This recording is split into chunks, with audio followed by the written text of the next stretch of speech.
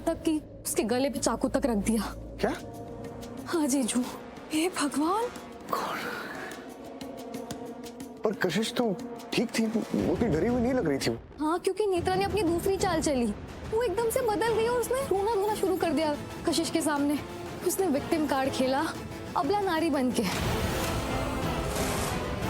दी उसने सब गलत बोला हमारे बारे में। ये कहा कशिश से कि हम सब उसके साथ गलत कर रहे हैं, उसके साथ गलत हो रहा है। और उसने ये भी कहा कि वो प्रेग्नेंट है।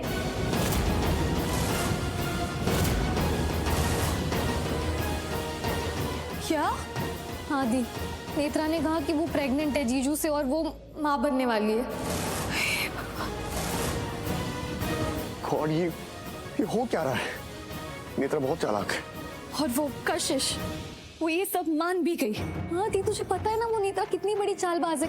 तो बस उसने फंसा लिया कशिश को अपनी बातों में और कशिश मान गई। और अब कशिश को ये लग रहा है कि हम सब नेत्रा के साथ गलत कर रहे हैं, अन्याय कर रहे हैं। जितना सोचा था उससे कई ज्यादा चालाक है ये नेत्रा। सबकी जिंदगियों के साथ खेल रही है और अब तो उसे काबू में करना ना और मुश्किल हो गया। वही तो दी, तू देखना, कशिश तो मेरी दोस्त है, लेकिन उसने कशिश को अपनी बातों में कैसे फंसा लिया। मिनटों में हमारा प्लान फेल कर दिया दी। और अब तुम्हारे पास कोई प्लान ही नहीं है। नहीं, अब कुछ नहीं हो सकता। परछाई जी, मुझे आपसे कुछ बात करनी है, कुछ बताना है आपको। हाँ बोलो, लेकिन तुम इतनी धीरे क्यों बात कर रही? बात ही कुछ ऐसी है।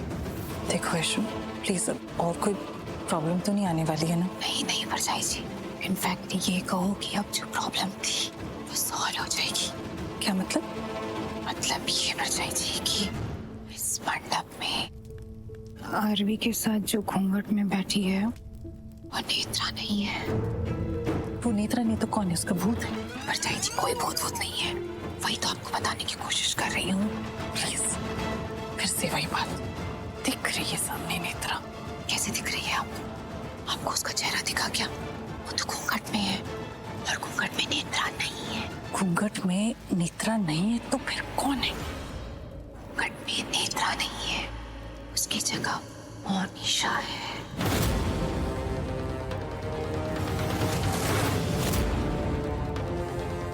परछाई जी, मैं सच कह रही हूँ। मैं आपको बताती हूँ, जब वो लोग नीचे आए ना, मुझे तभी शक हो गया था कि ये नेत्रा नहीं है। इसलिए मैंने मंडप में जानबूझकर गिरने का नाटक किया। और जब मैं झुकी तो मैंने क्या देखा कि वहाँ नेत्रा नहीं है घूंघट में, वहाँ तो अपनी लड़की निकली, अपनी मोनिशा। क्या बकवास की जा रही तुम? मोनिशा और आरवी की शादी? नेत्रा कहाँ है? धीरे बोलिए ना परछाई जी, सबको पता चल जाएगा। आप एक सेकंड, क्या हुआ तुम्हें पता? एक सेकंड आइए ना। तुम्हें पता है वैशाली क्या बोल रही? तुम समझ क्यों नहीं रहे? वहाँ इतना कुछ हो रहा है, वैशाली मुझे कुछ बताने जा रही थी और तुम हो कि तुम मुझे यहाँ लेके आई हो। क्या ये क्यों लाई हो तुम मुझे यहाँ? आपसे बात करने के लिए। लेकिन वहाँ इतना वो कुछ... बात जो वहाँ सबके सामने नहीं हो सकती थी, प्लीज। दीपिका, तुम समझ नहीं रहे हो, वहाँ बहुत कुछ हो रहा है। तुम जानती भी नहीं हो, वहाँ घूंघट के नीचे मोनिशा है। हाँ वो... एक मिनट, तुम जानती हो? हाँ, लेकिन क्या? वो कैसे? प्लीज आप ऐसे क्यों रिएक्ट कर रही हैं जैसे कुछ गलत हो रहा है? इनफैक्ट सही तो हो रहा है ना। आरवी की शादी एटलीस्ट नेत्रा से तो नहीं हो रही है ना, मौन से हो रही है। देखा परछाई जी, सही कह रही थी ना मैं कि घूंघट में नेत्रा नहीं मोनिशा है। लेकिन तुम दोनों भी समझ नहीं रहे हो ये सब कैसे, इनफैक्ट क्यों? आरवी के लिए। मोनिशा ने ये सब आरवी को बचाने के लिए किया है। पूर्वी की तरह नहीं है वो, जो सिर्फ बड़ी बड़ी बातें करती रहे। मोनिशा ना सॉल्यूशन ढूंढती है, प्रॉब्लम को हल करती है। पूर्वी ने क्या किया अब तक? बातें करती रही ना, मैं ये कर रही हूँ, मैं वो कर रही हूँ, मैंने ये प्लान किया, मैंने वो प्लान किया। कौन सा प्लान एग्जीक्यूट किया उसने? बचा पाई आरवी को नेत्रा से? नहीं। ऑन दी अदर हैंड मेरी मॉन वो कर गई जो हम सब सिर्फ सोच रहे थे, कर नहीं पाई। How brave is my sister.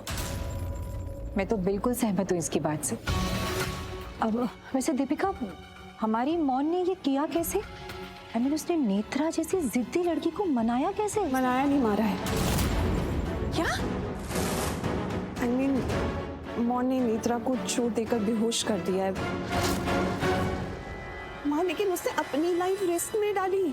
आज मंडप में घूंघट के नीचे नेत्रा की जगह वो बैठी है। ये सब ठीक है, मुझे यही बात समझ में नहीं आ रही, मोनिशा की शादी आरवी से। हाँ तो इसमें गलत क्या है? इनफैक्ट देखा जाए तो सही है ना, आरवी और पूर्वी का डिवोर्स तो हो गया है और मौन ने नेत्रा का इंतजाम भी कर दिया है। फाइनली वो हो रहा है जो जो होना चाहिए था, आरवी और मोनिशा की शादी।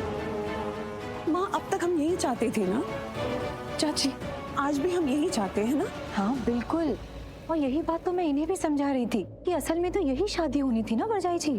तो सोचना क्यों?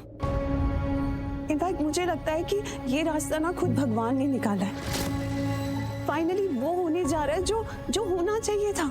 एक्चुअली आरवी और मौन की शादी हो रही है माँ।